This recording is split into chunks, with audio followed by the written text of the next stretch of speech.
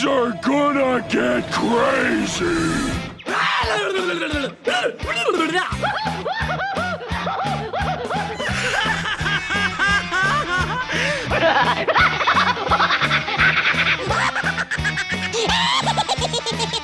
Most everyone's mad here.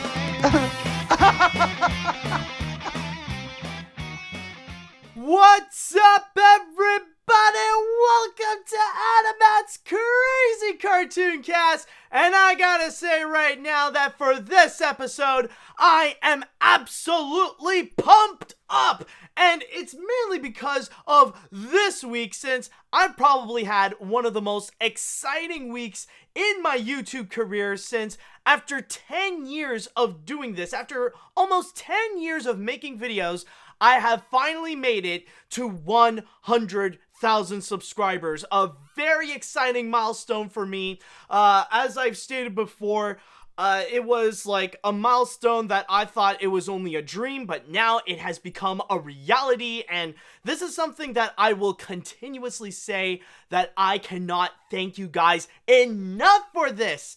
And by the way, just a little bit on a side note, I want to give you guys a little bit of an update on what's going to be going on with that, because I want to do a little bit of upgrades with my YouTube channel. There is a bit of good news and some bad news. Unfortunately, there is the bad news that I will have to wait on getting a verification badge. As you guys probably know, they're trying to do this whole upgrade on the system and how they're going to evaluate on who gets a verification badge or not. So I would have to wait until the end of October to go and make my submission for that. So I gotta wait probably a whole month for that.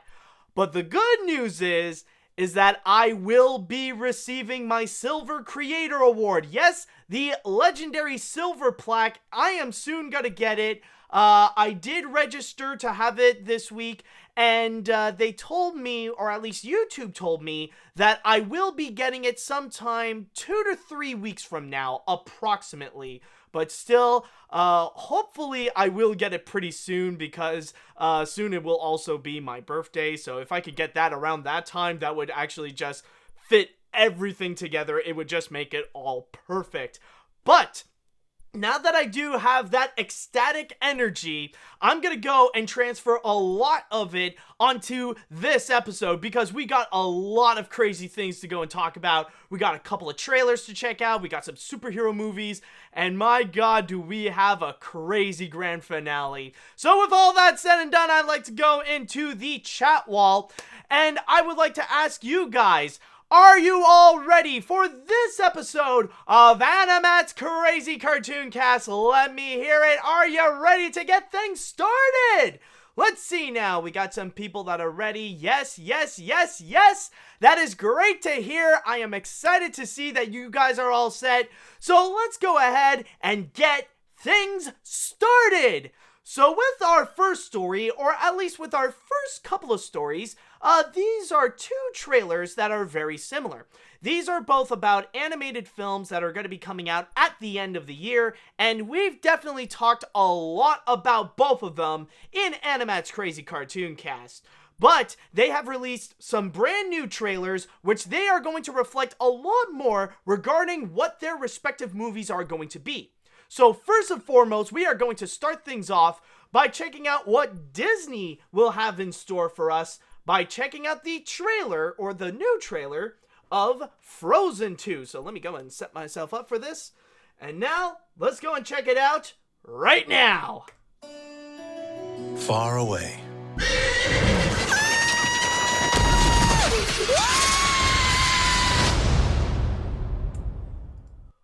Oh boy. Oh boy. So that pretty much shows us a lot more regarding what this movie is going to be, what Frozen 2 shall be. Let me just go and set this up. There we go. Let's just put up the title. Yes, what we have seen is technically the second trailer to Frozen 2. And so far from what we have seen, this is getting quite interesting. And basically, in terms of the story, it really is going to dive deep into the origins of Elsa's magic. So that is going to be more the main subject of everything, about how she got it, where it came from. And what's interesting, actually, funny enough, we do have a bit of questions that have been answered here, or at least a little bit. Like, we got a bit more of an idea. And one thing, you might remember in the teaser trailer that we saw, like, oh, there's this new character. Oh, who's this girl? But actually, it did give us a little bit of a clue. It's somewhere right in the beginning, if I can, yeah, like, you see, like, it's their dad telling them a little story, and then suddenly you see the wind. There she is, right here. So technically, it's someone from Anna and Elsa's past, or at least from it's from Anna and Elsa's dad's past. So apparently, it's this girl that's connected to them. So of course, when Anna and Elsa are gonna return to the forest, then they're gonna meet her, and she's gonna be like much older and stuff like that. But in this regard, it is interesting that we do see a little bit more questions answered and a little bit more scenes that are extended. Like another one from the previous trailer, we saw Elsa when she's trying to escape the beach and try to get into the ocean using her ice powers, and then suddenly she fell in the ocean and she saw this water horse. Like right at the end, like we see her riding the water horse, which it actually does seem epic. And from here, the magic really is emphasized everywhere. Like, they really are going into this enchanted forest, and we are seeing a lot more that is revealed. Like, what could possibly be setting things on fire? Like, we saw Elsa interacting with this, like, this little, this little lizard thing that could be the thing that's setting everything on fire, running around, like, spreading these pink flames. And then suddenly, like, we also see one scene where we see it's Anna and Olaf when they're on the canoe. I'm trying to find where it is. It's not easy navigating because this thing has been showing quite a lot. But oh, here it is. Yeah, like you would see like when they're when they're going through the canoe that's made of ice, like what they're going through, it's not just mountains and just a bunch of rocks. Like, these are giants. Like, all these are legit sleeping giants, which is a really cool like a really cool clue to what the world that they have, what they got themselves in. Like, you see that there's going to be these little these little clues, these little hints of what it may seem. And like, it does promise that there's going to be a lot of surprises. And so far, like, we did get a little hints of like some of the new characters we could be interacting, like the lieutenant, who's pretty much one of the guardians of this forest and stuff. So like, we could have a hint of who they are, of how they're going to be in the film, but we don't know 100% sure, because the main focus, of course, is going to be regarding the characters and Elsa's magic and where that came from and all that kind of stuff. And what's interesting is that this could be leading to a clue about regarding who the antagonist is going to be. And I do have a feeling that maybe it's not necessarily going to be like a central villain. Like, I don't know if this is going to be the kind of movie that will have a legitimate that anyone is going to have a legitimate villain role. It's going to be a little bit in the veins of like Ralph Breaks the Internet, where technically the main character could also be their own antagonist, where in a way Elsa's powers, even though it is the central figure of the movie, it could also be Elsa's greatest enemy in this film, where she might get herself too invested in the magic. And by the way, just on a side note, I don't know if many people have noticed when this trailer came out, but we're gonna see like a brand new Elsa where she just really lets out her hair, more so than we've seen in the first film. Because you may remember where Elsa decided, okay, I'm no longer a queen. She decided to let out some of her hair, and she has her famous trademark braids. But now, like, we do see a little bit of a clue that now she just No braids, no hair, just let it flow out. So this is going to be a bit of a new hairdo from Elsa that we're going to see, and that's going to be pretty interesting, and it'll be intriguing to see how audiences are going to react to that, because I'm sure that's going to be something that many people will fall in love with. I know it's just a little insignificant because it's just hair, but I don't know, like you never know like what little things that it can blast off a trend. Now, one thing that I will say right now, though, that could be a bit of a criticism is honestly right at the end of the trailer where we do see just the dumb little shenanigans from Olaf. Putting us in mortal danger Like, gonna just be a this regular little thing. thing?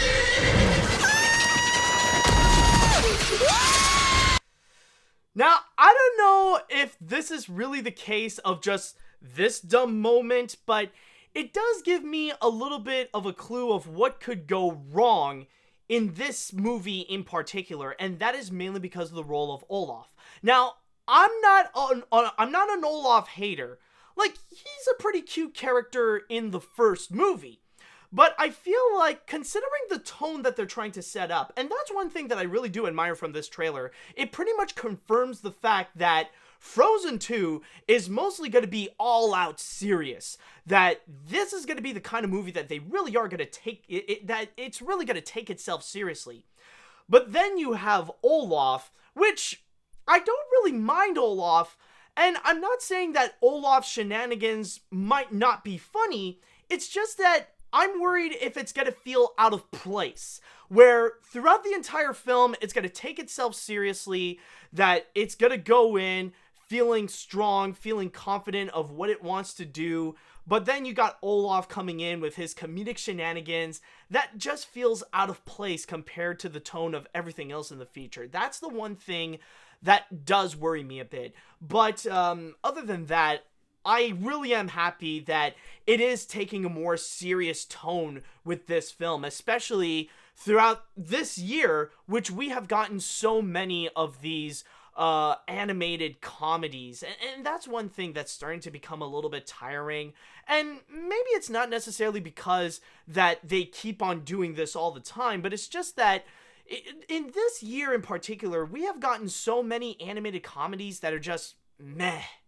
You know, they start to feel one and the same. Like, even throughout this summer, like, we got The Secret Life of Pets 2, and then we got Angry Birds Movie 2, and then just recently we got Abominable, and they're all just trying to be these goofy animated kids comedies. And you know, once you get through all those, it starts to feel a little bit tiring, and you want to have something a little bit new. Like, you want to see something different, something that goes beyond the usual cartoony slapstick. And hopefully with this one, it looks like they could offer that. Maybe, like, they'll have a lot of that with Olaf, but I do trust Disney that they will find the right balance. Now, I'm not saying that this will not have comedic moments, and I'm not saying this should not have any comedic moments. I mean, it's fine if Olaf wants to throw in a gag or two, but Disney, like, I am hoping that Disney will pace itself to know that,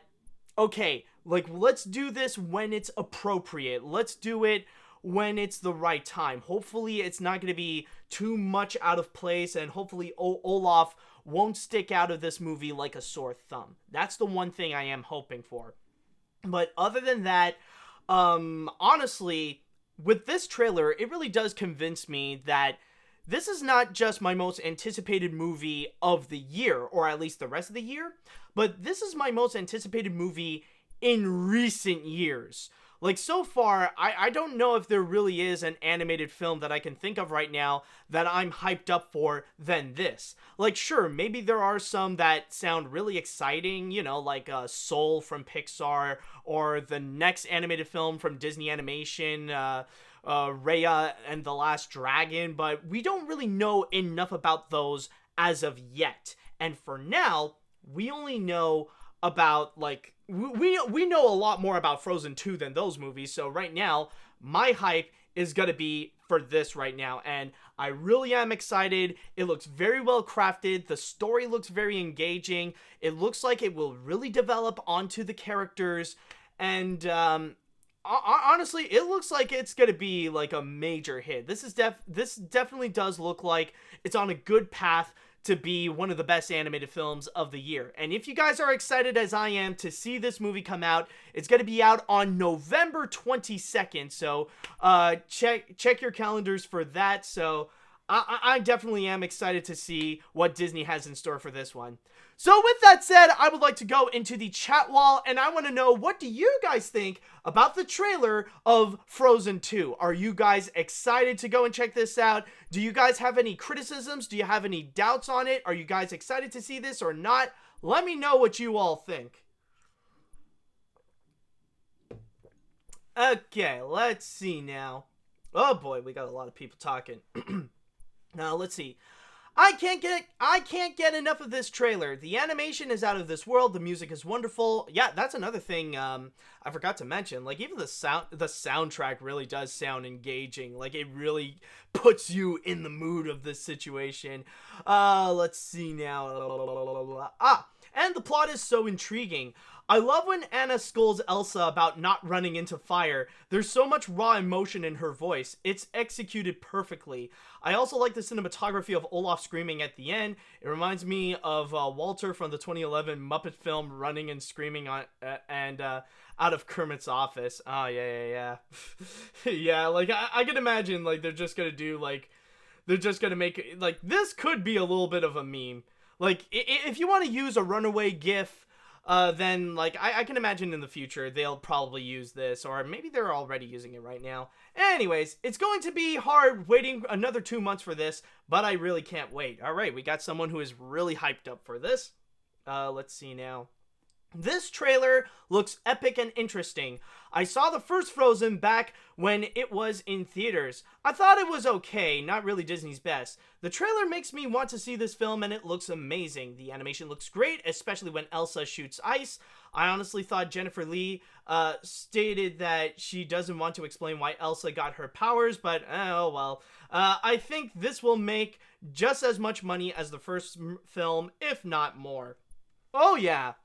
Like, honestly, like, Disney is playing all the right notes in terms of the marketing, and I'm pretty confident that this is going to be another billion-dollar hit. Like, not even not even the movies that are going to come out later, like Jumanji or Star Wars, is going to overshadow Frozen 2's success. Like, it's going to do extremely well.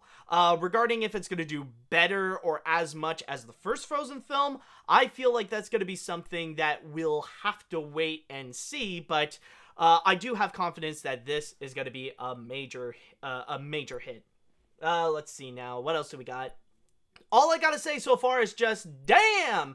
I am just seeing so much amazing stuff in these trailers that I am actually wondering if the movie is going to be around 2 hours long. Also, I do understand why you are worried about Olaf's role in the movie, since if Disney is not careful about the comedic moments, we could get a really bad case of mood whiplash. Exactly, that's what I'm worried about. It's just, I think the best way to put it, and one famous example that a lot of people use comedically, is like in Bambi, where we just went through the whole moment that Bambi just lost his mother, and then suddenly, la la la, wee-dee-dee-dee, happy birds singing, and all that stuff. You know, you just get that massive mood whiplash. So that's one thing that I'm worried about, is just if Anna and Elsa, you know, they would have this massive serious moment, like, you know, like right over here, that they would be arguing with each other to not go into the fire, or hold on, just give you a better shot. Like, they'll have this angry moment, but then suddenly right afterwards, we just jump into Olaf's dumb shenanigans. Like, that's one thing to be worried about, but I do trust Disney that they can handle it properly, that they know when is it the right time to inject Olaf into a scene. Let's see now. Oh, this is interesting. Let's see. I thought this trailer is a bit eh. The tease was still the best for me, and I do think it's going to be good. And after this, John Bassiter, that's what I'm calling Lasseter now, is out of the picture now. This Thanksgiving would give an odd double feature for me. With this and Rian Johnson's Knives Out. He did The Last Jedi. Okay, that's interesting. Let's see now. I'll just go and read one more comment because we definitely do have a lot here. At this point, I have no words. I am impressed with the animation mostly. The areas, the characters design, the effects and mostly the use of Elsa's powers. This movie, in my opinion, will definitely take itself more seriously this time around. Maybe it will have a bit of jokes and humor here and there, but mostly very serious. I hope they do an epic reprise of Let It Go as a duet with Elsa and Anna. If only Anna has fire powers. Everyone in the comments, let's sing Let It Go for the time being. Oh boy. Hey, there's still plenty more to come, so don't sing Let It Go. I still have plenty of stories, so just keep in mind on that. Okay, so now that I've covered the Frozen 2 trailer, let's go ahead and jump onto our next story. Now, with the next one, it is going to be the third trailer of this movie, but honestly, at this point, I just really want to see something come out of this, because in terms of the previous trailers, man, they were massively disappointing, and they gave me so much low expectations for this movie in particular, that I could see where there can be potential, but so far, they're not really showing us much. And the things that they are showing us, let's be honest, they're crap. These trailers that we've gotten so far from this movie, they're just garbage. So I'm hoping that at least with this new trailer, that we're gonna get something, that it will give us a better representation of what this movie could be, instead of just being this dumb and boring comedic duo of Tom Holland and Will Smith. So with that said, let's go ahead and check out the third trailer for the next Blue Sky film, Spies in Disguise. Guess it's time to introduce myself. Huh? What happens in the submarine stays in the submarine.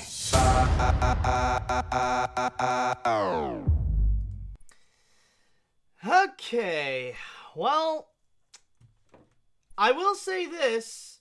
Here, let me just put it back to Spies in Disguise right over here. Alright, let me just go and say this about Spies in Disguise. Well, it did do what I asked for it to do. It did give me a little bit more of an example of how this movie is going to be. It shows us a little bit more of what the plot could be about, where you got this spy and this little rookie scientist that's like a super genius, that they're working together in order to stop this evil bad guy. So, and also on a side note, Will Smith turns into a pigeon, of course. Like, that's kind of the main selling point of Spies in Disguise to begin with. So, at least it gives us an idea of how it's going to be narrative-wise. And yet, when I see this trailer, there's still a part of me that just feels like it's, you know, that's all I can really say. It's just, I mean, it's hard to really explain in words, because I don't necessarily think it's going to be the worst animated film of the year. Like, I don't think it's going to go down to the levels of like Wonder Park or Ugly Dolls, or at least I hope it doesn't. But with Spies in Disguise, there was just really something that it rubs me off the wrong way. That there's just something that I feel like there's something wrong with it. There's something that's just really taking me away from me wanting to actually see this. Like, there's something that's really throwing me off, where I'm not getting the same feelings for this like I do with the Frozen 2 trailer that we just saw. And I try to think about it, and I try to, like, narrow it down. Like, what is it? Because I could see some good things with this movie. I could see some good things that it's trying to deliver with this trailer, but I can't figure out what it is. And I think I managed to figure out why. I think I know what the problem is with Spies in Disguise. Because here's the thing. I really do like the action. Whenever they would get a little bit more serious, whenever, like, it tries to be a legitimate action-packed spy movie, where they're really highlighting the gadgets, where they're really going all out to go and, like, you know, have Lance Sterling go out and just like take on some bad guys to escape danger and to run away from explosions. Like those moments are honestly pretty cool. Like like you'll get some times like right over here. Like those times are actually really fun. Like this looks like it could be a pretty action-packed film. Now those parts are going to be pretty cool. Like those are going to be the times when it's going to really highlight the animation of this feature, where you're really going to see the animators work their hardest in order to deliver something action-packed, to show how cool Lance Sterling is as a spy and why is this a character that we should really be rooting for. So what's wrong with it? What's the problem? Well, honestly, I think it's the comedy.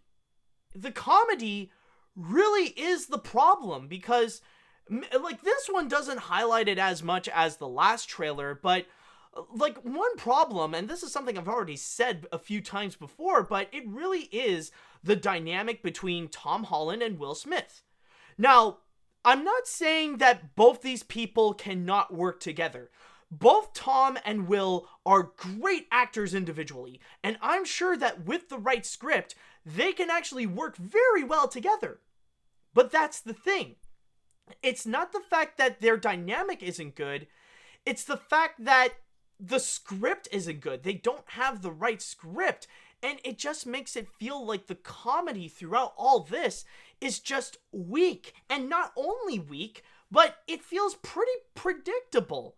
Because we have seen a few jokes that have already been done in plenty of animated films before. Like, we've definitely got plenty of them. Like, one good example, considering that he's more the inventor type of character, like, we see, like, a bit of a highlight of one of his failed experiments, like this thing, which is the inflatable hug. Protection device I've been developing. This is a vile waste of taxpayer dollars. Yeah, and what Will Smith just said right over here, that's essentially my feeling with the comedy and a little bit with this movie in general. This is just a waste of money.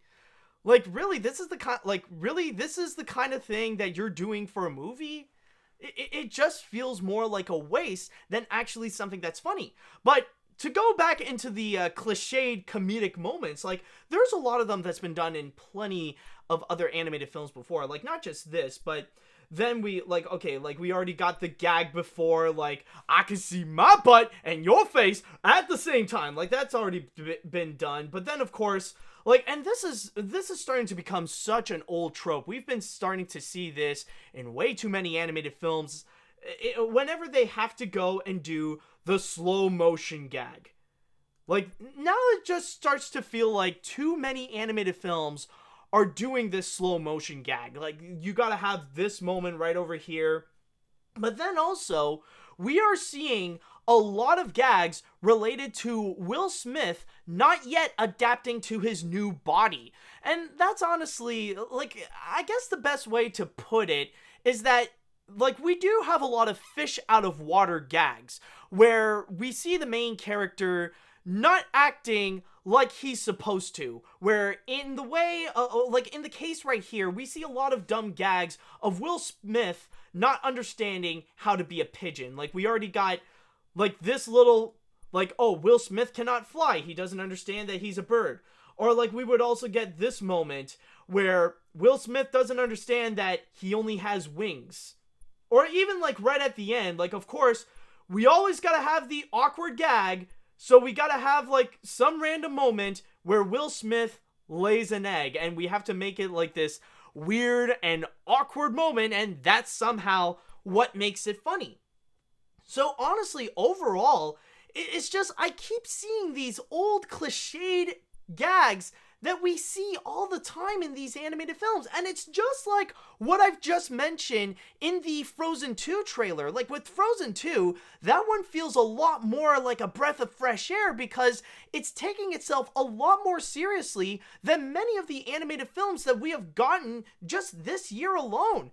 This one, it feels like it's just going to follow the same exact road as plenty of other animated films that we have already seen. It's going to be in the same road as Ugly Dolls, as Secret Life of Pets, as Angry Birds, as Abominable. It's just going to do the same thing as what everyone else has done, and it doesn't feel interesting.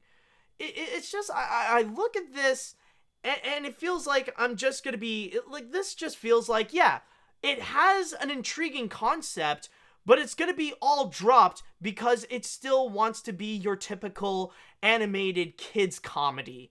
And there's just a part of that feels really disappointing because you could see the potential in the animation. You could see the animators working very hard to make a really cool spy movie. But all that feels wasted because the movie really wants to focus on Tom Holland and Will Smith bringing out some goofy kids comedy, and that's it. So honestly, as I stated before, I'm not going to expect this to be the worst animated film of the year, but I don't have any form of high hopes for it. And if you guys are interested whatsoever of this movie, if you really want to check this out, apparently this is going to be coming out on Christmas, like on Christmas Day, so that's honestly going to be pretty tough for me to figure out what am I going to do in terms of like scheduling my stuff, so I don't know. We'll just have to wait and see on that. But I will do my best in terms of scheduling and what to do for that. So overall, it's just, I don't know. It's just, like, honestly, I look at this and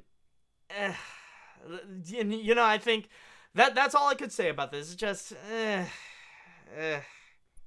But maybe you guys actually do have some better words to go and describe what we have just witnessed. So I would like to go into the chat wall and I want to ask, what do you all think about this Spies in Disguise trailer? Did you guys actually enjoy this? Did you guys not like it? Do you disagree with me and you think the comedy is actually good and it helps the movie out? Or do you think like this thing will be a total bust and it'll just be another flop from Blue Sky? Let me know what you all think. Okay. Let me see what we have here. Oh, okay. So, let's see. I have to disagree with you, Matt. I honestly like the trailer. Okay, this is interesting. I thought the lines were witty, and I didn't really cringe that much. Walter Beckett reminds me of Flint Lockwood as both come up with a weird and wacky invention. Wait, who's Flint? Oh, the cloudy guy. Oh, that's why he's a terrible character. Okay. Oh, okay, that makes it. Heck, they even have a similar design with the giant nose and long fingers. But the only difference is that you know that Walter Beckett is actually designed by a professional animator. That's the big difference. I want the line, "This is a waste of taxpayers' dollar," in the trailer to become a meme. And how do you feel that this is the last animated film of the decade?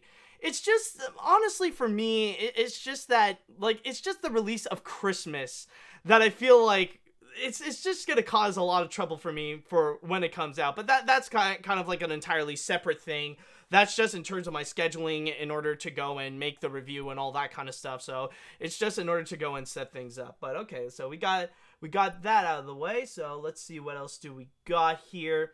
Well, you know, it does explain like why he's a hateable character. So let's see. This was like, boy, where do I begin with this? There were new scenes in this trailer look like they're much better than the second trailer. Feels like I always got the emotional crit. There goes the main reason of why everyone at Blue Sky would do that and in the first place. I could say I was no spy all along. It looks okay. 6.5 out of 10. Yeah. It looks like this is gonna, like, that's what I'm expecting. Like, I'm not expecting something great, and I'm not expecting something terrible, but I do feel like this is gonna be something that'll come out in the mid-range, like a 6 or a 5 out of 10. Like, that's my prediction. I could be wrong, of course. I could be wrong, and I mean, maybe the movie itself will be a massive surprise and do a much better job than the trailers, but so far, I don't have a lot of expectations, and that could be how the trailer will ultimately end up coming out. Let's see now. Well, I remember when Disney tweeted the poster about this on Twitter, and I was like laughing so hard because it's the first time I've seen Disney tweeting a Fox property on Twitter, and it's hilarious and weird at the same time. I actually know how you feel. I didn't see it on Twitter, but I actually did see that on Facebook where Disney advertised Spies in Disguise, and I don't, like, honestly, I don't know if I feel comfortable yet seeing Disney advertise for Blue Sky properties. Is it, like, imagine if they have, like, a new Ice Age project. It will be extremely weird to see Disney advertising for Sid, Manny, and Diego. Anyways, where was I? And I'm not joking about Disney tweeting a Spies in Disguise poster on Twitter. It's hilarious. I've never expected it to happen. Yeah, I mean, like, that's what happens when they bought Fox. You'll see a lot of unexpected things. Okay, let's see now. Where do we go? I have zero interest in this movie, and I have a feeling that Disney will feel the same way about it. Why else would they remove the Fox logo in the beginning? They removed the Fox logo? Hold on. Oh, crap. They don't even... Yeah, like, there's no Fox... Yeah, like, I don't think... Yeah, there's no Fox logo.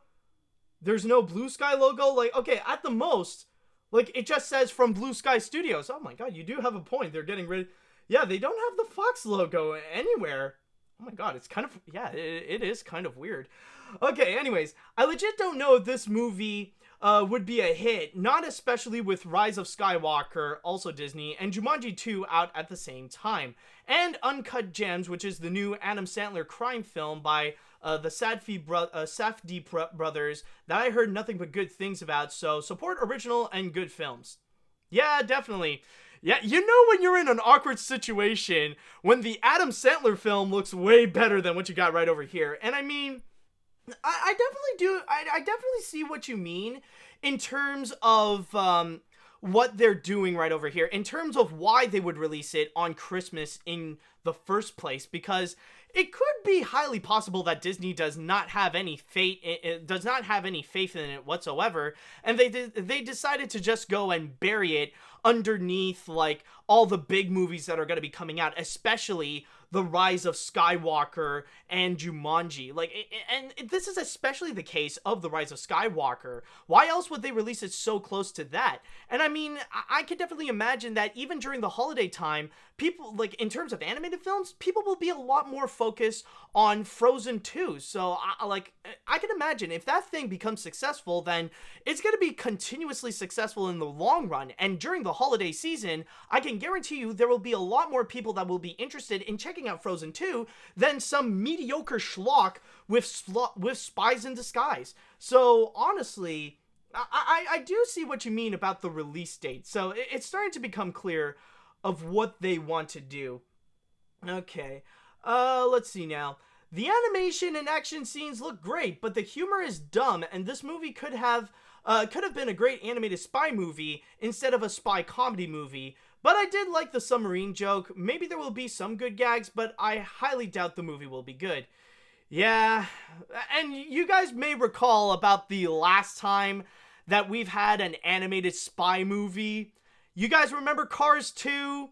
Yeah, look how well that went. Especially now that it is renowned, it is well known as possibly the worst Pixar movie, period. So, yeah, that you know, honestly, I think that's the best way to put it. I think, holy crap, that's honestly the best way to summarize it.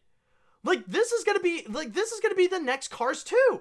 That's the best way to actually describe this entire movie. Okay, there we go. I think I got it. Okay, I'm gonna go and read one more comment, so let's see what we got here. I feel very optimistic for this movie.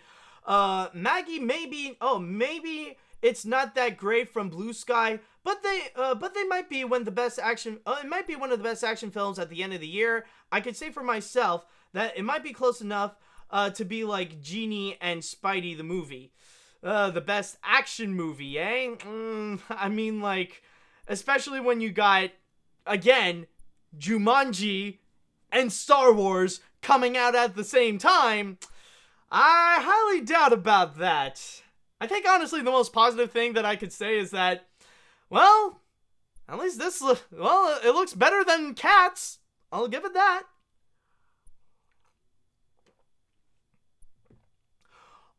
Okay, so with that said, let us now go and jump onto our next story. And we're going to be sticking a little bit to the theme of a little bit of Disney, or more like side Disney, and coincidentally enough, with Tom Holland. Now, as I am recording this is actually a news that just broke out yesterday. And this is something that I have talked about before in AniMat's Crazy Cartoon Cast. And when I first saw it, I was like, wait, seriously? Like, it felt like a major news that massively broke out, and wow, I was not expecting this to happen, but it looks like we do have it. It looks like so far the MCU fans are, they're crying for joy, because it looks like 1 month later, Spider-Man is back in the Marvel Cinematic Universe. Yes, what happened this week, or as of yesterday when I recorded this, Disney and Marvel, along with Sony Pictures, decided to collaborate and make a new deal in terms of having Spider-Man in the Marvel Cinematic Universe, or at the very least, to go and have Spider-Man appear in one more movie and also appear in one more Marvel Cinematic Universe film.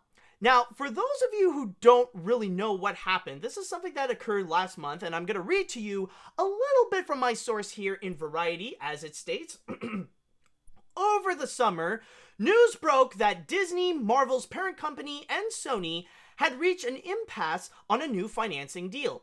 Disney wanted the film to be financed on a 50-50 basis, with Feige remaining in a consulting producer capacity. That is Kevin Feige, by the way. Sony is believed to have proposed keeping the arrangement under the current terms, which stipulate that Marvel receives about 5% of the first dollar gross and all merchandising revenues. So, apparently because of this massive disagreement, they ultimately decided to just go and split ways. And a lot of people are pretty much expecting that now, any future Spider-Man movies with Tom Holland will just be from Sony without any form of references or mentions to the Marvel Cinematic Universe whatsoever. But, now that they have reached a new deal, what is it that's going to be going on? Well, I could say with confidence that it's mostly gotta be the same. There is a few significant differences that will occur. Apparently, Disney is still gonna have all the merchandising rights, so they will keep that. And also, Kevin Feige is still going to be there as a producer, so this is still going to be the case that I believe that Marvel is still going to be the one that's going to be producing the movie. They're going to be the ones that are going to put all their money into crafting this feature. I believe that's the case. Correct me if I'm wrong. So they're going to be the ones that are going to put all their money onto it in order to make the movie, so that's still going to happen. The only massive difference, though, is that now Disney and Marvel are going to be getting 25% of the profits. So that's the big difference. And this isn't just like 25% of the first dollar gross or anything. This is like 25% of everything. So Sony still has a good chunk, or even the majority of the profits of what they can do with the upcoming third Spider-Man film. So they still have like 75%, but now Disney has 25% along with getting the merchandising rights. Now, with this new Spider-Man movie, they have confirmed a release date, which is going to be coming out on July 16th, 2021, and we even got a little quote here from Kevin Feige himself, as he states, "I am thrilled that Spidey's journey in the MCU will continue, and I and all of us at Marvel Studios are very excited that we keep working on it. Spider-Man is a powerful icon and hero whose story crosses all ages and audiences around the globe.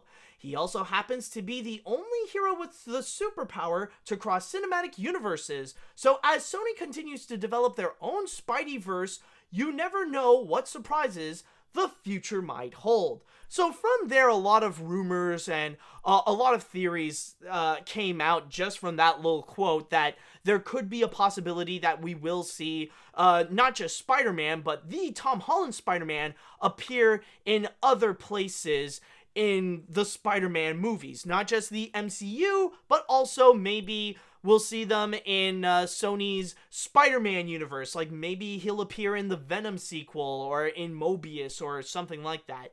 Like, a lot of theories are pretty much bursting out there, but we don't have any confirmations as of yet about that, so honestly, we will have to wait and see. But one thing that it is confirmed is that there will be a third MCU Spider-Man solo film, and Spider-Man will be appearing in one more Marvel Cinematic Universe movie that is not directly linked to Spider-Man. That's not, like, a part of the Homecoming or Far From Home series.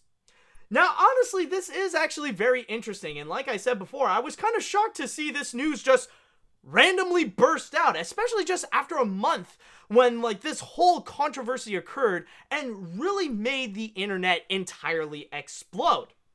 Now, the thing is, some might be wondering, though, why is it that they finally decided to go and make a new deal out of it? What is it that led to both Marvel and Sony to reunite once again just 1 month later in order to keep Spider-Man in the Marvel Cinematic Universe? Well, there is one theory that I would like to go and express, and that is the factor that there is one that is more dependent on having Spider-Man in the Marvel Cinematic Universe than the other.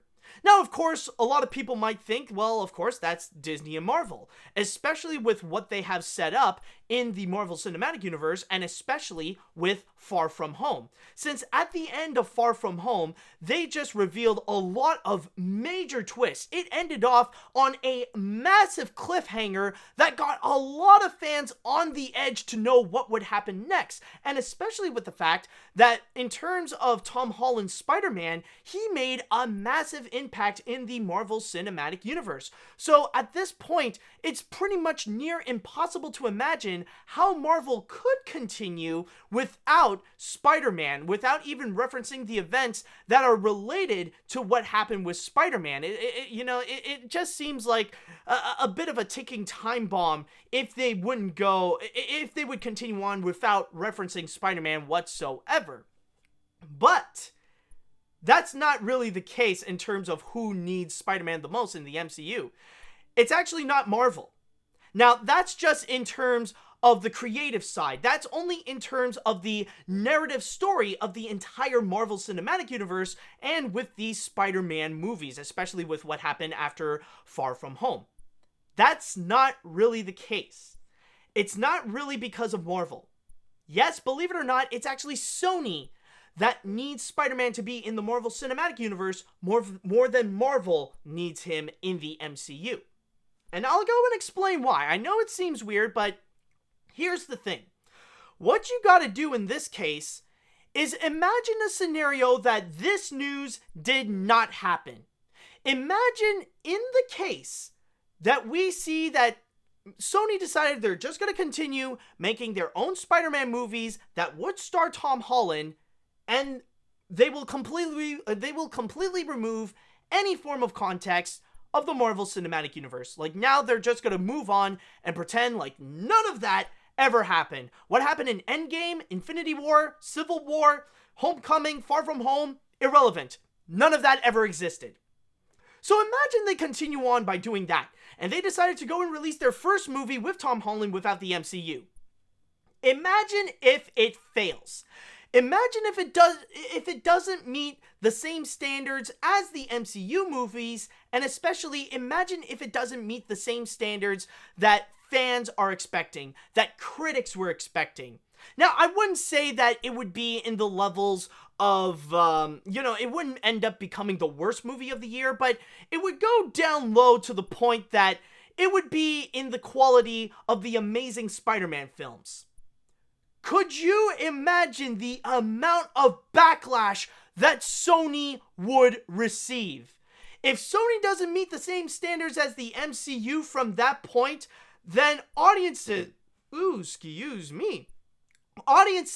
would be livid. They would be furious. Like, you guys remember a few weeks ago when we saw the entire internet pretty much all uniting together to go against Sony because they suggested the possible idea of making a reboot to The Princess Bride. You guys remember that moment, right? Well, imagine Imagine if that scenario got amplified. That would be what would happen. Like, Sony would be dealing with so much critical damage and go through a massive PR nightmare that they would pretty much go and relive the Sony hack at the end of 2017. It would pretty much be that bad.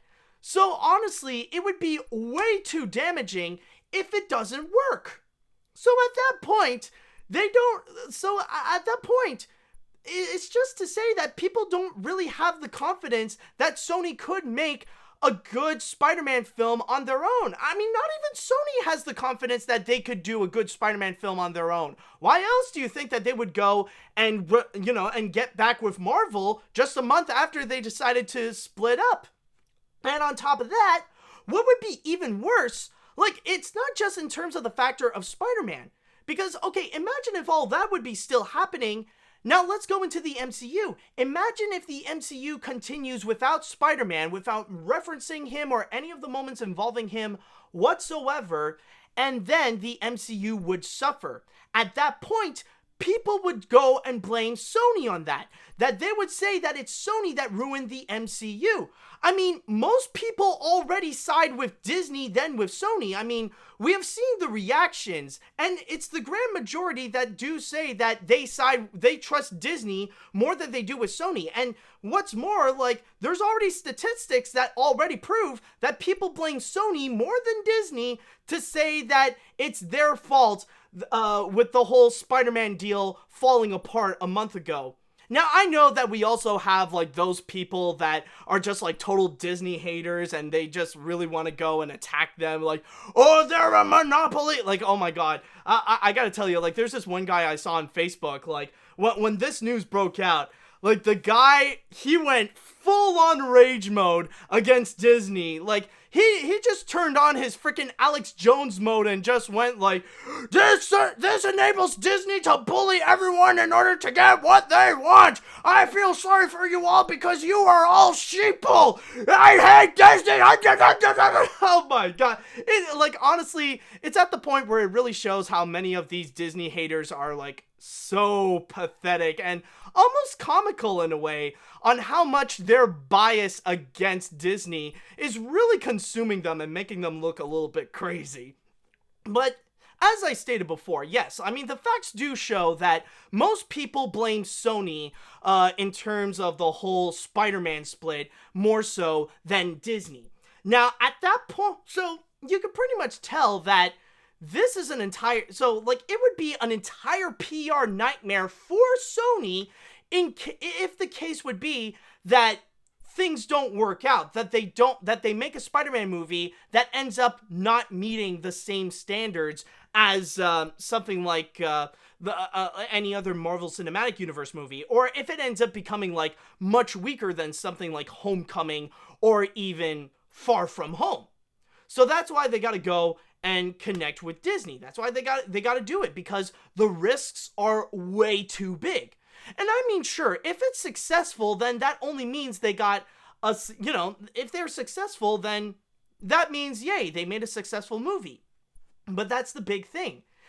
There's a good reward that comes with it, but at the same time, there's also a massive catastrophic risk, and it feels massively unbalanced, and that's why Sony can't really just go out and just do it on their own, and that's why they gotta go and pair up with Disney.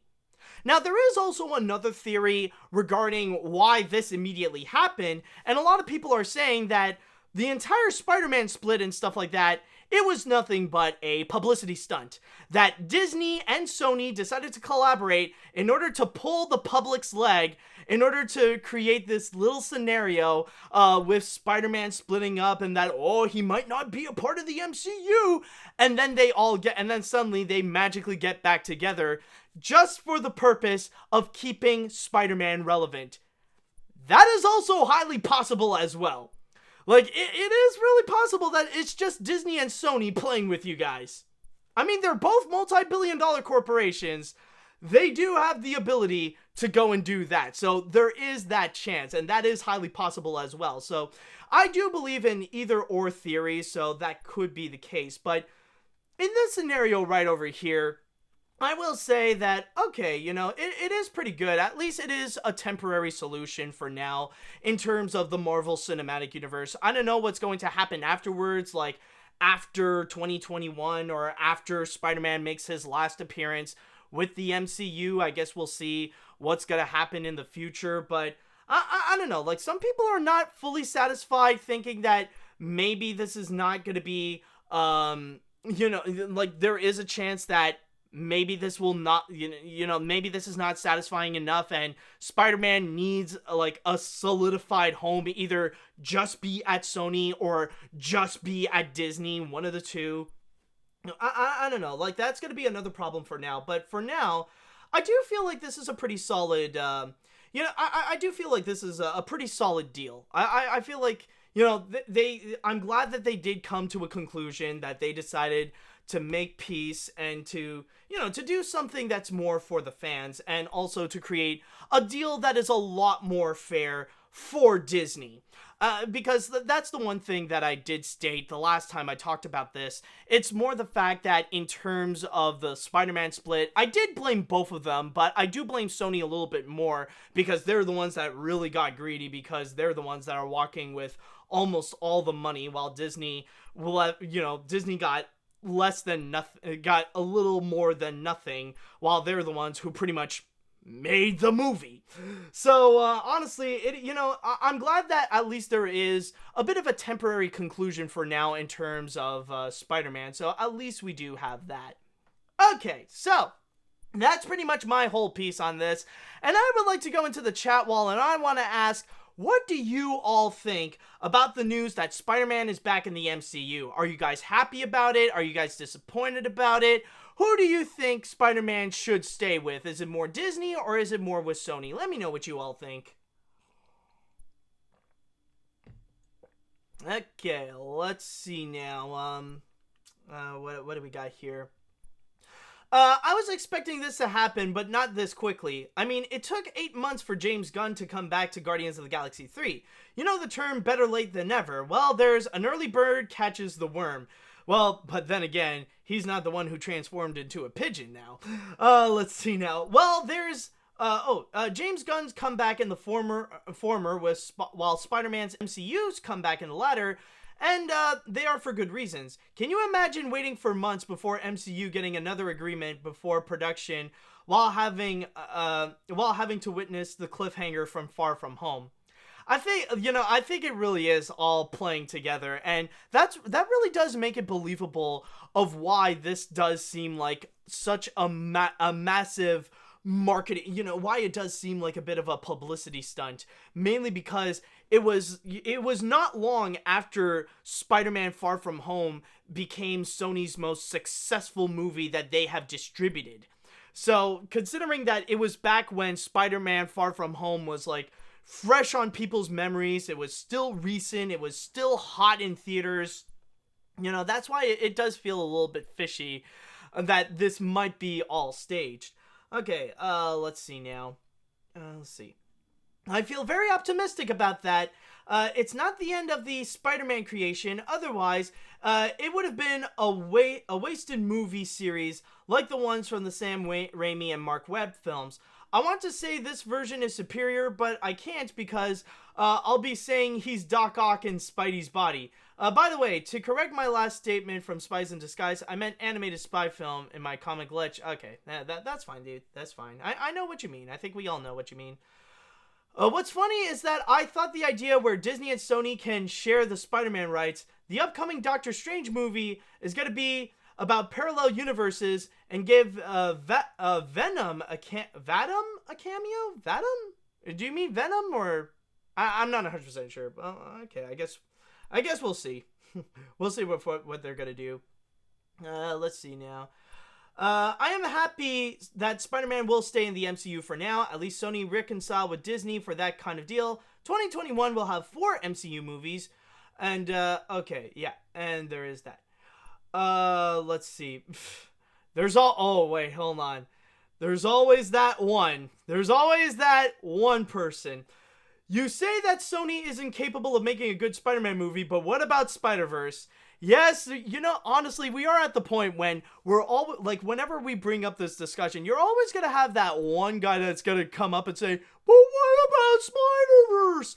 I never said that they're incapable. I never said that it's impossible for Sony to make a good Spider-Man movie. I'm saying in the scenario, if it didn't work, if they couldn't make a good movie. Like, I'm just, like, all that was just theorizing. There could have been a chance that, as I stated before, there could have been a chance that they could have made a good Tom Holland Spider-Man movie without the MCU. That is highly possible. But, it's just, does it really, like, making a good Spider-Man movie, does that really justify, does that really justify the balance between that and the catastrophic results of the scenario if it doesn't work, if it comes out as a bad movie? That's all I'm saying on that. Let's see now. I'll just go and read one more comment to see what do we got. Okay, I'll just read this one. I'm glad Spider-Man will still be in the MCU. Far From Home was a great movie, and I'm glad we're getting the third movie that could be better than Spider-Man 3 itself. Also, we are getting 4 MCU films in 2021, so that's cool. I still think it was Disney's fault since they were asking for money when they're already getting billions of dollars. Either way, at least we're getting another movie with hopefully John Watts back. Well, that's the thing. Yes, Disney is getting billions of dollars in other ventures, but when it comes to the Spider-Man movies, they're the ones who are making it and making literally nothing. Like, what do you got? Like, do you guys want Disney to just make the movies and not make a profit out of it? Let me ask you, is that honestly fair? Like, is that what you want? For people who blame Disney, that's what I want to ask you. Do you guys want them to make the movie and make literally no money out of it? Like, what kind of sense does that make? That's honestly the argument that really makes no sense for the people who are against Disney on this thing. That's all I just want to go and state on that.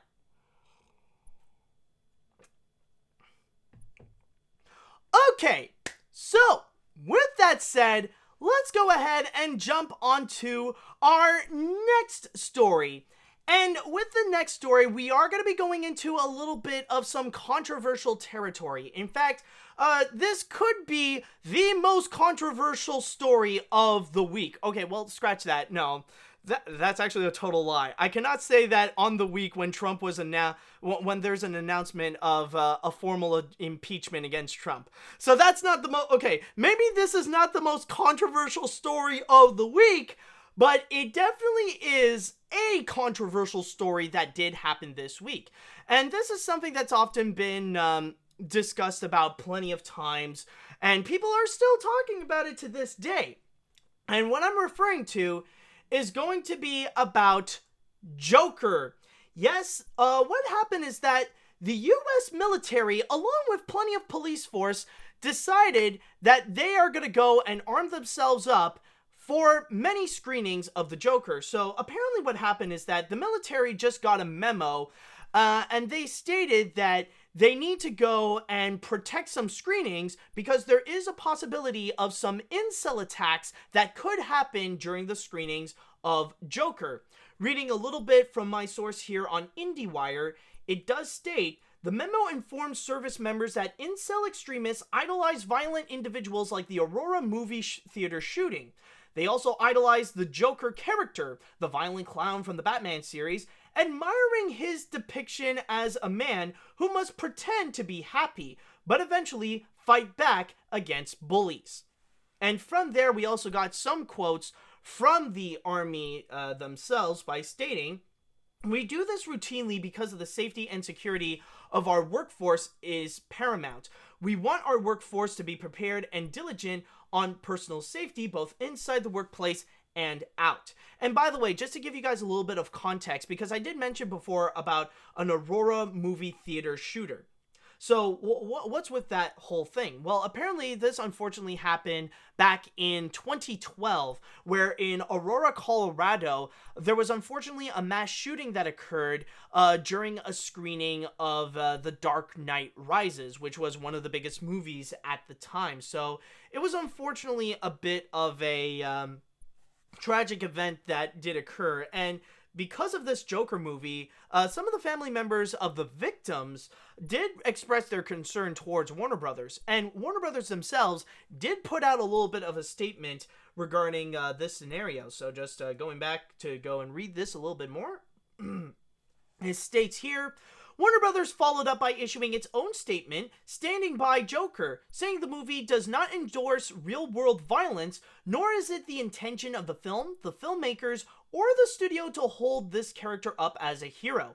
The studio also mentioned that it has a long history of donating to victims of violence, including Aurora, and in recent weeks, our parent company joined other business leaders to call on policymakers to enable bipartisan legislation to address this epidemic. So that's pretty much the big controversy that is going on. There are some people that do feel like police forces and the military are kind of over-exaggerating regarding like what could happen with this, and some people are pretty much against the Joker because of the possibilities of what's been stated here, that it could encourage people to go and commit violence. Now, one thing that I will say is that, of course, we do have plenty of comments that are thrown around across the internet, but also we did see the comment coming from Warner Brothers, and we also had Todd Phillips as well, who did do a little bit of his own comments regarding the situation. And he, just like with Warner Brothers, he is standing by with his movie, and he did state that, all this, like this whole controversy and this backlash against the Joker is because a whole plot of the far left, and they're trying to take us down, and they think our movie is bad. Which honestly, like, I looked at that comment, and I think, honestly, like, even though I am pretty hyped up for the Joker, that comment alone does make me a bit turned off of the fact, it does make me turned off from watching this movie. Like, if there is anything that would probably keep me away from seeing this movie, it's honestly that kind of comment where the director would make such a stupid statement, and like, I would just look at it and say, really, dude? Like, you're really gonna go out there and make comments that you believe in, like, dumb fairy tales like the far left epidemic? Like, you really do think that exists? Oh, God. Yeah. It really says a lot about what kind of guy you are. Eesh. But outside of that, regarding the whole situation, some people might be wondering, where is it that I stand in this scenario? And honestly, for me, I'm not gonna lie, I do understand a little bit of why the military is doing this. And it's not necessarily because of the whole incel movement. Now, yes, it is definitely true that in recent years, we have seen a massive rise of the incel movement, and how these white males are pretty much responsible for most of the mass shootings that we have seen, mostly because of their incel intentions, because they're just too angry that they can't find a date or anything like that. But in this case over here, I don't think that's like the main intention. I think the military is just doing this because of what happened in the Aurora mass shooting. I think it's more a reaction to that we got this massively talked about Batman movie that's going to be coming soon, and they're just worried if history could end up repeating itself, especially when we do live in a culture when mass shootings in America are becoming a lot more common, where they're literally happening almost every other week even. So they're just, like, all this, maybe it is a bit of an exaggerated response, but it's all just in case to make sure history doesn't repeat itself. It's to make sure that they don't go and do this again, because in this scenario, they just want to make sure that they don't want to go and suddenly find themselves in another serious incident that could be related to the Joker. And you never know what kind of people would want to go and check it out. And especially with the way that everybody has been talking about it on the internet, and with the way that it has been so controversial, at least it could be something. So honestly, it's not just because of like the fact that it is the Joker itself. Like, I'm sure the military would have done the same thing if there was a mass shooting related to a Superman movie, and then a new Superman film would come out that would be about Lex Luthor or something, and they want to go and amp up security on that. So like, more than anything, this is just a case of this is more of a just in case kind of scenario, in case this crap would happen. Now, I do feel like there's a very high chance that it's not going to happen, but it's more like a bit of a just in case thing, so that tragedies like this don't really happen again. This is like what I'm basically trying to say is that this is less of a response to the Joker film and more of a response to what happened to the Aurora mass shooting.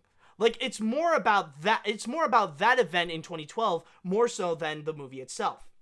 But I will say this though, I just need to go and comment regarding why is this even controversial in the first place? Why are we seeing so many people freaking out about the Joker, and why we see so many flame wars on the internet? Like, why are people really freaking out about Joker?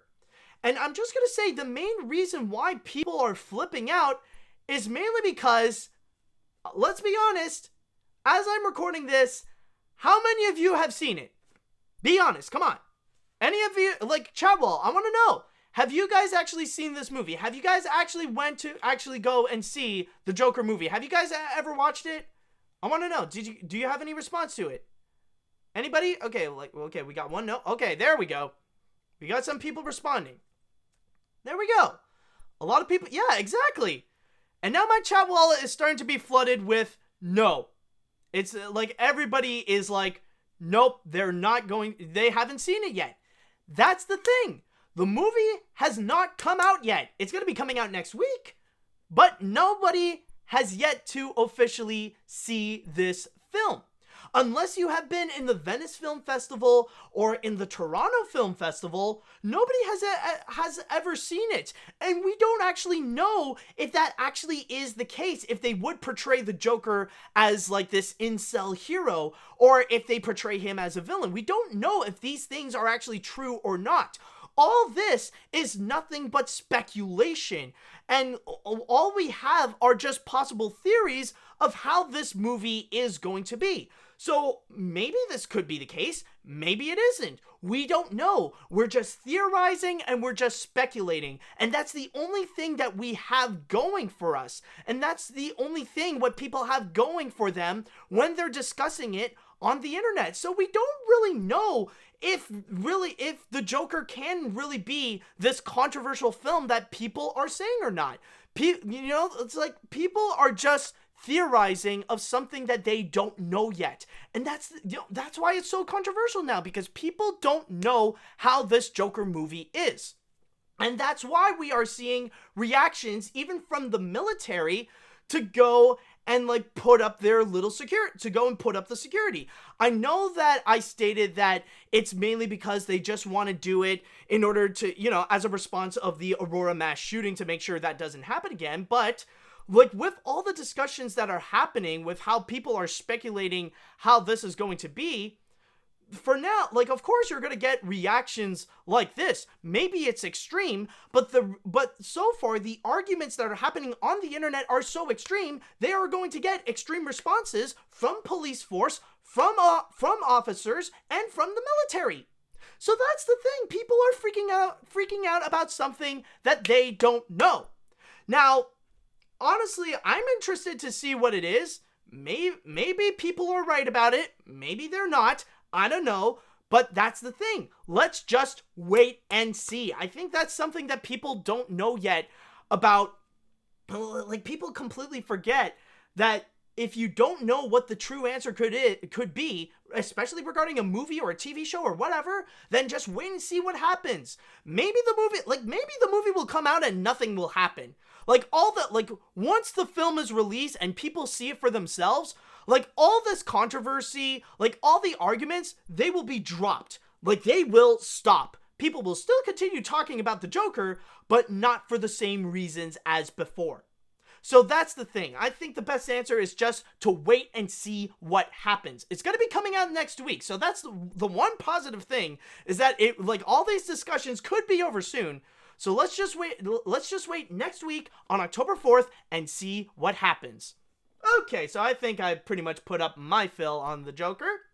So let's go into the chat wall, and I want to know, what do you guys think about this whole controversy, about the military amping up their defense in theaters for Joker screenings? Do you think this is a good idea? Do you think this is something for everyone's safety? This is okay? Do you think this is a bit of an over-exaggeration? Let me know what you all think. Okay. Now, let's see now. I'm still looking forward to seeing this movie, but I do understand the controversy revolve around the violence and shooting threats. I don't know if it's going to repeat history again since Aurora shooting, but I hope it doesn't. And also, South Park just recently made an episode about an upcoming Joker movie called Mexican Joker. I find it okay, but I do get it why. Not sure if you have seen it, but if you do, let me know what you think. No, I don't know, honestly. Let's see now. What has the world become? How sad is society that the military and the police force have to guard a screening of the Joker movie? These incels are also attacking climate change activist Greta Thunberg online, making ridiculous claims and conspiracy theories, and bullying her. Oh yeah, I definitely heard of those. It's kind of pathetic, the lengths that people would go to in order to bully just a kid, basically, because she speaks out about climate change. I hope it doesn't happen again, and people should just enjoy the movie. I guess since gun control is not nationwide, the military is the only possible solution so far. Okay. Let's see now. I cannot believe they're actually doing this. And mass shootings in theaters? Yep, this will definitely have to arm up. Gotta keep the citizens safe. I do understand why they are doing this, but honestly, it might not work. I mean, we can have the same situation like before, but can you really change the future? And the film even isn't out yet. Maybe the Joker will be a hero, an anti-hero, or a villain. So people just wait, be patient, and stop whining. Just stop. All right. Well, we don't know.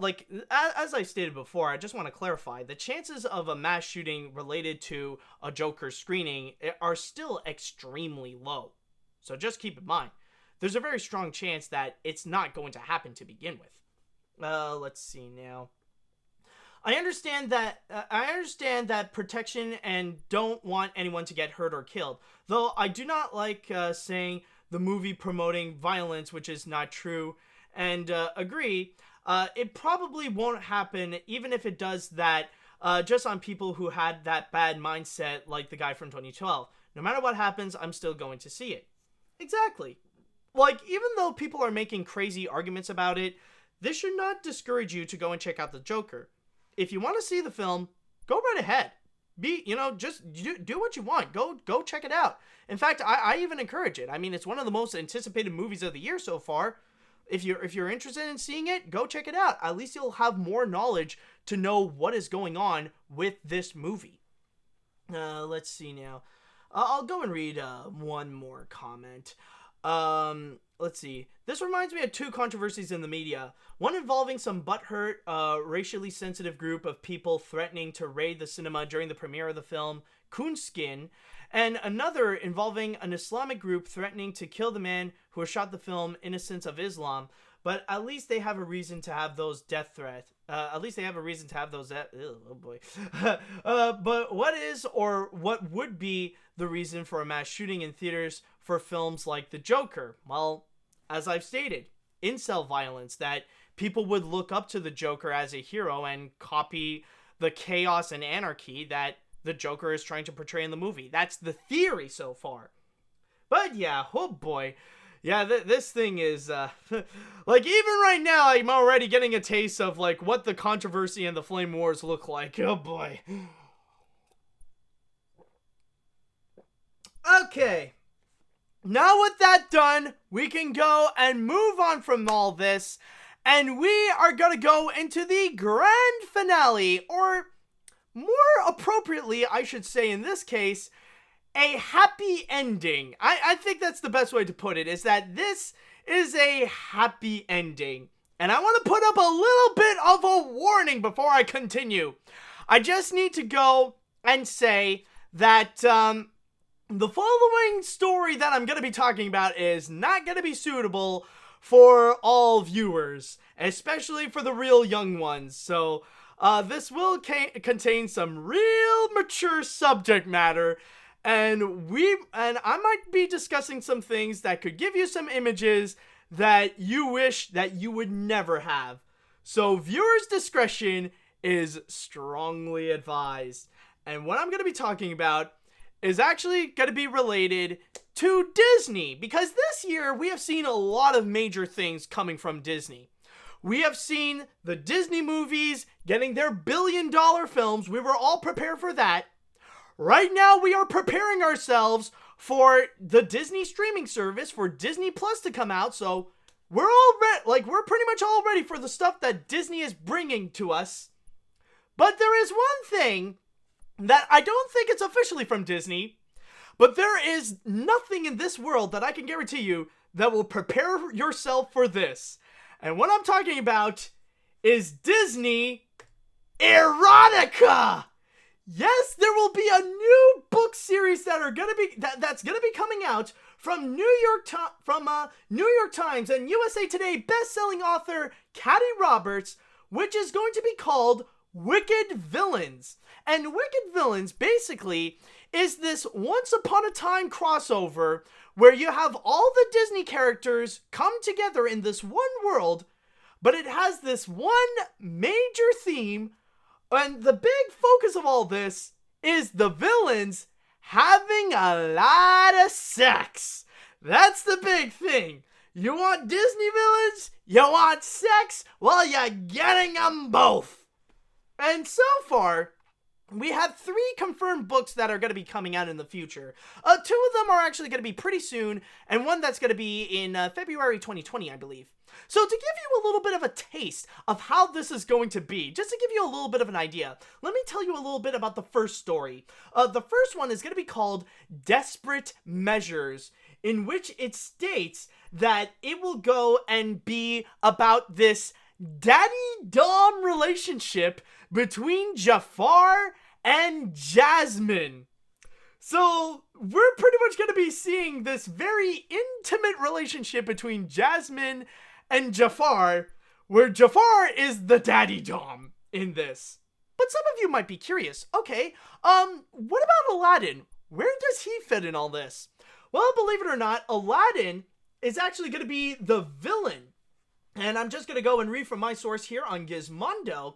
It states that in Desperate Measures, Jasmine is the daughter of a powerful CEO who Jafar ordered to kill so he could take over the company.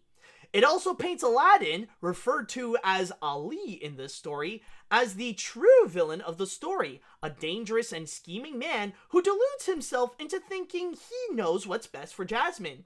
This kind of reflects on Roberts, the author's own opinion on Aladdin's titular hero. She even states that Aladdin is arguably could easily be the villain. He's a liar, he's a thief, he engages in slavery, kind of, with the genie. Jafar, while being murderous and evil, is at least moderately upfront about it. That's the big thing. So that's pretty much the thing that she wants to highlight. But I know that there are more Disney characters.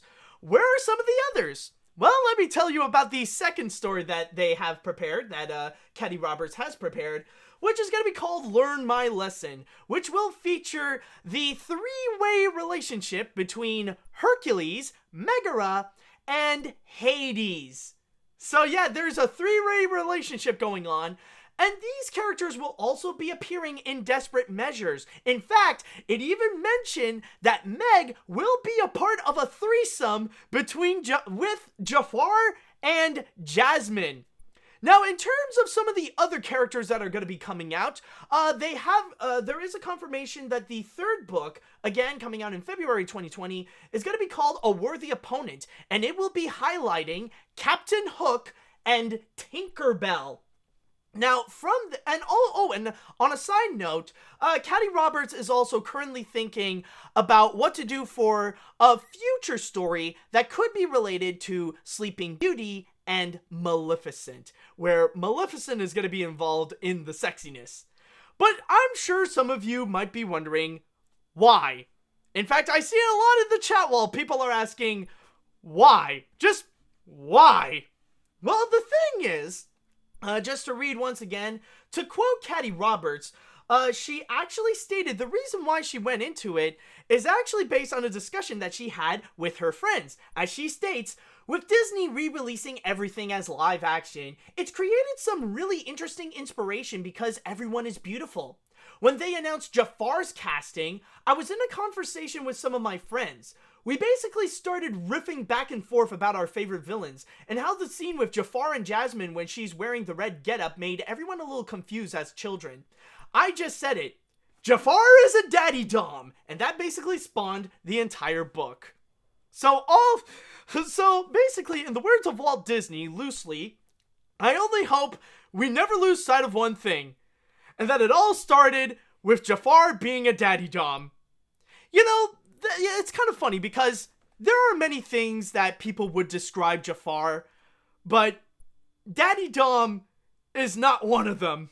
I would not expect to call Jafar being called a daddy dom, you know? It's just, that's one way I guess you could explain it, but a bit unexpected. Now, some of you might be wondering though, like, how is it even possible that she would even come out with these books? How is it that she can even, like, release this? And, like, wouldn't Disney, like, object to it? Wouldn't they, wouldn't they go all out, like, with their copyright on her with this? Well, the thing is that Caddy Roberts did cleverly found ways in order to go and dodge that. And that's mainly through the depiction of the characters, because the article has stated that in terms of wicked villains, the characters, as you probably may notice, they're not going to fully stay true to their animated counterparts. In fact, they will be based a little bit more on their original source material. Like, a good example, you look at Herc and you look at Meg. They're not going to be based on the 1997 animated film, but rather, they're going to be inspired a little bit more on their original Greek mythology depictions. They're going to be more true on that, more so than their Disney depictions. So, more than anything, the only connection that these characters do have with their animated counterparts from Disney would just be their names, and that's it. And also, like, I'm sure the settings are going to be different as well, considering that they mentioned that Jasmine is the daughter of a CEO, so they could be setting this in a modern era, that they're going to be twisting not just the characters, but also the setting as well to make it more modern, to make it more recent, I guess to make it more relatable to the reader as well. And I just gotta say, you know, like, all this is just crazy. And I just want to add, on a side note related to this, it's just like looking into this article, on this article on Gizmondo, like, the cover picture that they do have is just one little snapshot of Jasmine trying to trick Jafar into thinking that, oh, she's in love with him and she's flirting with Jafar and stuff like that. But now all this with the context of, like, what we just talked about with the Disney villains getting kinky and getting laid a lot, this honestly just feels cringe. Like, this is an official picture, but it's just, oh, jeez. It's just, oh, God. I don't want to know what happens afterwards. It just feels wrong. I feel like, honestly, reading through this, it makes me feel dirty in the wrong way. Like, it just feels wrong. It feels dirty. It's just, I don't know about this. But honestly, when thinking about it, of course our general reaction would be that this is wrong, you know? This is just like, no, like you look at all this and you're just thinking about, no, just like all this is no. What Jafar is doing with Jasmine, no. What the three-way that's gonna be planned out with the Hercules characters, no. Captain Hook and Tinkerbell, oh, hell no. You know, it's just like all these ideas, like you would think Disney characters and sex, no. But let's take a moment and be very honest, guys. Okay, like in my perspective, I'll just say this, that for me, I'm definitely not the kind of audience that would go and get books like this. I'm not the kind of person that would go and read erotic books, alright? I'm not the kind that would pick up like a copy of 50 Shades of Grey. I'm not gonna go and pick up these kinds of stories where a lot of sex is involved. Like, you know, like, I'll just say, like, of course for me personally, this is not my cup of tea. I'm not gonna go and pick up a copy of Desperate Measures anytime soon now. But let's just take a moment and be very honest, because we're all adults, or at the youngest, we're all teenagers. Now, even though it does feel wrong to think about Disney characters and sex at the same time, let's go and be real with this. We've all had dirty thoughts about Disney characters before. Come on. I'm sure you could think of at least one where you had some impure thoughts. You know, where you think in a more sexier way related to some characters when you would watch these movies. Like, it does happen. But the funny thing that when it comes to Disney films is that they always, it's like when you would have these kinds of thoughts, or like when you would see someone else's depiction of dirty thoughts with Disney characters, they often come with a catch. Because there are some Disney characters where you would have, yeah, I already see some people in the chat saying, not me, I'm asexual. Yeah, that's also a definition of a liar. Come on, man, be real. Alright, but anyways, going back to what I'm talking about, in that factor, yes, there are some characters where you would have a little bit of dirty thoughts, but at the same time, there are characters where the last thing you want is dirty thoughts with them. And whenever you would see, like, and as I was saying, there are, you know, when you would see other people's depictions of Disney characters getting dirty, sometimes it does involve with those other characters that you don't want them to be there to begin with. Like, a good example, imagine that you might have the hots for either Elsa or Anna. Well, then, it'll come with the catch that Olaf somehow has to be involved because, well, if they want to be more playful, they gotta have a carrot. Or another good example, some people might be very attracted to Kronk from Emperor's New Groove. Well, that might also mean that Yzma couldn't be involved. So, yeah, I'm just gonna leave it at that. But, I mean, that's the thing. Everybody does have a bit of some impure thoughts related to some Disney characters, but sometimes when seeing other people's depictions, sometimes it will involve characters you don't really want to think about. You don't want to think of them as dirty. Like a good example. Like I'll give myself I'll give myself an example, and I'll go into like some of the characters that are mentioned here. Like for Desperate Measures with Jafar and Jasmine.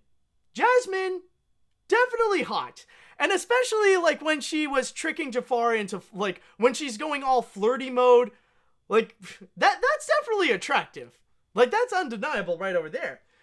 But then you have Jafar, and that's a no, man.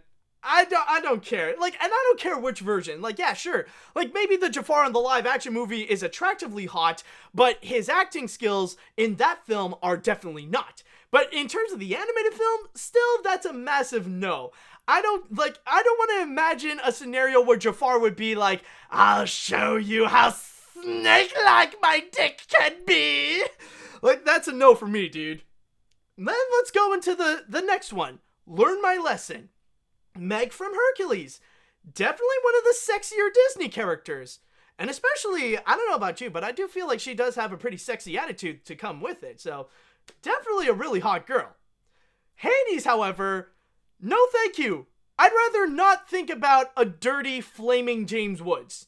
And especially with how James Woods, like, on the inside, he's becoming more and more of a massive monster. Like, that's someone that you just need to avoid. And especially with those kinds of thoughts, hell no. No thank you. Let's just push Hades aside on that. And then you got the third book, A Worthy Opponent. Tinkerbell. Yeah, she's like this big technically, but she is definitely attractive. She definitely has a good bod on her. But then you have Captain Hook, which, no. I don't think there's any scenario that I want to think about Captain Hook where he reaches his climax and he screams out, Smee! Yes, Captain, do you need anything? Oh, sorry, Smee. It was just a bit of an impulse. No, I'm good, thank you. Oh, I see you've taken all your clothes off, and you're doing something with Tinkerbell. Oh, I see, all right. You're butt naked, so I'm just gonna go and I'll clean your clothes, and I'm gonna put bleach on my eyes. Excuse me for a moment, Captain. So, like, there are some things that, like, they're, like, either massive yes or they're massive no. It's like a massive would you rather game. It's like, would you press this button if you want to have some dirty thoughts on this Disney character, but at the same time, that would also mean this other Disney character would have to be involved. So that's kind of the difficult scenario that you're pretty much in right now. But like I said, we all have these dirty thoughts, and I mean, this is not the first time ever that we see Disney erotica existing. I'm sure you could just look it up online, and you'll find tons of different Disney erotica already existing based on whichever character. Name a Disney character. No matter how obscure they can be or popular, just look it up, and I'm sure it exists somewhere. Think of anyone, and it'll happen, regardless if they're from a movie, a TV show, I'm sure there are definitely, like, theme park characters that they're gonna go. Like, it's not hard to imagine that there would be some erotic stories related to, we want the redhead! That's already there to begin with. I think that's not hard to go and imagine. But I'm sure, like, honestly, with this thing, like, I don't blame Caddy Roberts for doing this, and I'm not going to be scolding her for doing this, because I know there's definitely going to be an audience for this. Because I'm sure that there are definitely people out there who do read erotic fiction, and also they like to, and they're also Disney fans. And I'm sure this is going to tap onto a major market, and I can definitely imagine this becoming pretty successful. Like, there was at one point, I actually talked to a friend of mine, and she actually does read these kinds of books. She actually does read erotic fan fiction, and she's also a major Disney fan. And I mentioned to her about this. I talked to her about, like, there's this thing that exists. Like, I wanted to know her thoughts. And she came out just bursting out of nowhere saying, I need my Frollo story. If she continues this, I want to have my Frollo story. Where be my Frollo? I've had a huge crush on Frollo, and I want to live my fantasy. Please make a Hunchback story with Frollo. Like, she really hyped herself up for this. So, and I know, like, I know there are plenty of you out there. The last thing you really want to imagine is just some old crusty Frollo cross. You know what I mean? But you can definitely tell, though, that there definitely is a market. There definitely is people out there who would be more than interested to go and check out something like this. Because, let's be honest, we all have some impure thoughts related to certain Disney characters. And with the case right over here, there are definitely a lot of people who do read erotic fan fiction. And I'm sure there are definitely a lot of people out there who might think this is totally messed up. But I can totally imagine as well that there are definitely a lot of people that would really be digging it. And I don't know, like, even though for me, this, as I stated before, I'm not an erotic fan fiction reader. This is not going to be something that I'm going to be reading. So, honestly, like, for me, this is going to be a pass. And the less I know about what kinky things the Disney villains are going to do to some of the princesses, the better. But still, like, I can definitely see this is definitely, this definitely does tap on an audience that not many people would want to talk about. So, if any of you are interested to go and check out this book, then the first one at least, or I think the first two, like both Learn My Lesson and Desperate Measures, they're going to be coming out on October 29th. Oh, and on a side note, before I go and cap this one off, before I go into the chat wall, I just got to say that there's only one way that I would accept to go and read this, technically. Like, if they would go and make an audiobook, then I only have one request. There's honestly only one person that they should get in order to do an audiobook for Desperate Measures. And that has to be this guy. You say anything else you object to? I agree to the fisting, but I'd really like to claim your ass. We need a whole audiobook of Desperate Measures with Gilbert Gottfried. That's the only thing I gotta ask. Like, that would be amazing, and I would really get down with it if we can have a whole audiobook of Desperate Measures all in the perspective of Iago. That would just be beautiful. If we can have Iago explain to, just flat out explain to us to what is happening with Jafar the Daddy Dom and Jasmine, then honestly, I think I'd get it. I'd get the audiobook. I would be interested in reading it. And overall, I think we can all agree, the best way to describe all this, the best way to describe the Wicked Villain series, Gilbert Gottfried says it best. As sensual. Holy fuck, is this wrong? But holy hell, is it erotic? That's pretty... Couldn't have said it better myself, Gilbert. It's wrong, but it's erotic. It can get sexy, but still, it's Disney characters, so there is still that factor that it is wrong. Okay, so with that said, I would like to go into the chat wall, and I would like to ask you guys, what do you think about Wicked Villains? Is this something you got, like, I want to know out there, if there's anyone who would be willing to go and read, if there's anyone out there who would actually go and be willing to actually read one of the books or the whole series, then say it right now. Tell me right now if you guys would be interested. And let me know about your thoughts on this. Okay, so let's see what we got. Let's see now. Who do we have? Okay. You know what these Disney villain eroticas are reminding me of? The Maleficent movie where they portray Maleficent as the good guy, which is just basically fan fiction that somehow got into a movie-sized budget.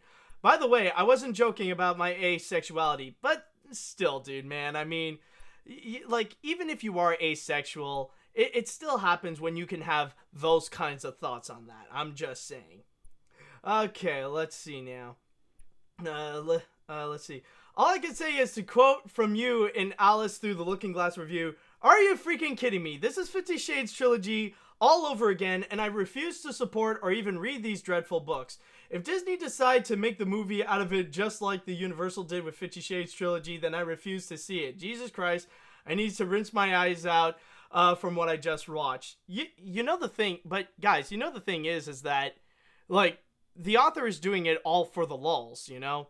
Like, yeah, this is this is basically the Disney equivalent of 50 Shades of Grey, but I think, like, it's all part of the joke. I don't think this is honestly something that you really should take seriously. I mean, it's Disney erotica, two words that shouldn't really put together. So I could definitely imagine that Caddy Roberts is definitely going to have a blast with it. She's just going to really make this into one big, like, she'll probably turn this into one big farce.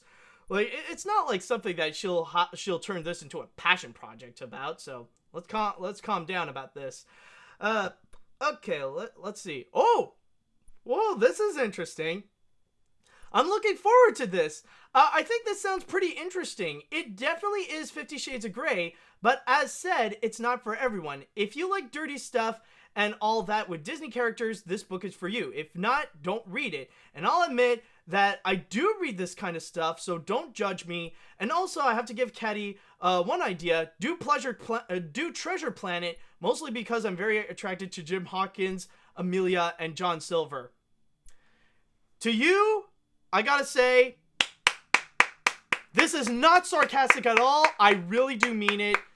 I'm glad that we actually do have someone actually coming up front and being honest that they are the kind of person that would be interested, that they do read this kind of thing. You know, and like, especially right now with like the whole chat wall, like people freaking out, like, oh god, ew, Disney erotica, no, 50 Shades, At least we got one person who did stand up from the crowd, and honestly, I do salute you. You know, you did great. Like, honestly, I'm proud of you for actually standing up to this. Let's see. Maybe. Okay, yeah. There we go. Can George Takei read the book too? How many times he would say, "Oh my"? Or what about Samuel Jackson? Samuel Jackson. Okay, yeah, maybe get Samuel Jackson read the Incredibles version. It was like really. Like, Miss Pa, damn! Anyways, but seriously, I never read the book, nor any adult books in general, so I don't have too much of an opinion, but pray to the heavens above they would not make a movie out of this. Also, Tinkerbell is too small for the bigness of Captain Hook, or even Peter Pan. If the Tefiti, or if it's Tefiti from Moana with any normal-sized man, then that's a different story. Oh, dude! You underestimate the internet. You underestimate the imagination of some people. Yeah, Tinkerbell may be this small, but is that going to stop some people? Is that going to stop some erotic fan fiction? Is that going to stop some erotic fan art? Oh, hell no. Trust me. Trust me, it's not going to stop them. It's not going to stop people using the power of imagine it. I better leave now. I don't want to be a part of this. Please don't put me in the box. Okay, thank you, Figment. Thank you for your time. Okay, anyways, let me go and read one more comment. Alright, let's see now. Let's see. I'm starting to think that this woman is making this erotic book out of Disney villains as an excuse to make herself a Disney porno novel. What's next? Someone making a nostalgia critic hentai film? Like I said, dude, it's all for the jokes, man. Like, she's not being serious about this. She's not making, like, a serious work of literature. Again, this is Disney erotica, and please don't bring up something like nostalgia critic hentai film. No one wants to think about that, especially after that putrid wall review. Oh god. Ugh.